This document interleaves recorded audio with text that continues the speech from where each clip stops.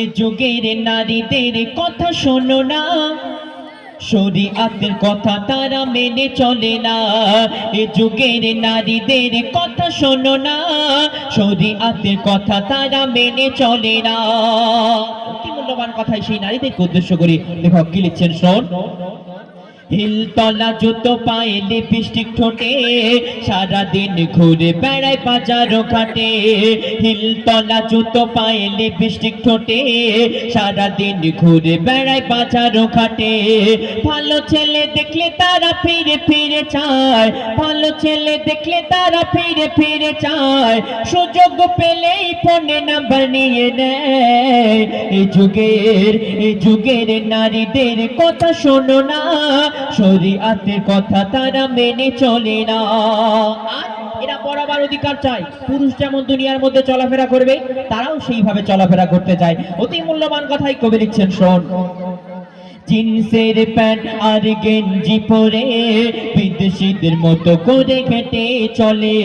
জিন্সের প্যান্ট আর গেঞ্জি পরে বিদেশিদের মতো করে হেঁটে চলে।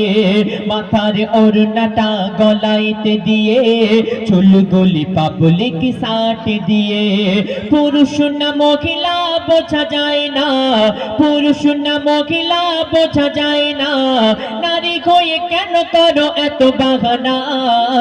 এ যুগের নারীদের কথা শোনো না, শরীয়তের কথা তারা মেনে চলে না।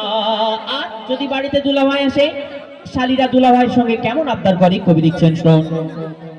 দুলাভাই থাকলে আরো ভালো হয়, বলে ভাই চলো না সিনেমায় যায়। দুলাভাই থাকলে আরো ভালো হয়, বলে ভাই চলো না সিনেমায় যায়।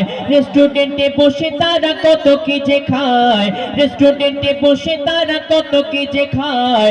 দুলাভাই শালীর প্রেমে পাগল হয়ে যায়। এই যুগের নারীদের কথা শোনো না, শরীয়তের কথা তারা মেনে চলে না।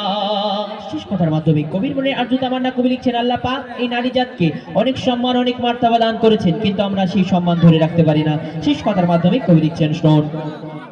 তাই বলি সমাজের ও গোপুরা, নারী হই কেন করো এত বাহানা? তাই বলি সমাজের ও গোপনেরা, নারী হই কেন করো এত বাহানা? মরণ ঘনিয়ে আসবে যখন, শয়তানি বুঝবে তখন। শাহাবুদ্দিন বলে তাই একটু শোনো না, আজহারউদ্দিন বলে তাই একটু শোনো না। পুরুষের বেশে নারী আর সেজো না। এ যুগের নারীদের কথা শোনো না, শরীয়তের কথা তারা মেনে চলে না। এ যুগের নারীদের কথা শোনো না, শরীয়তের কথা তারা মেনে চলে না।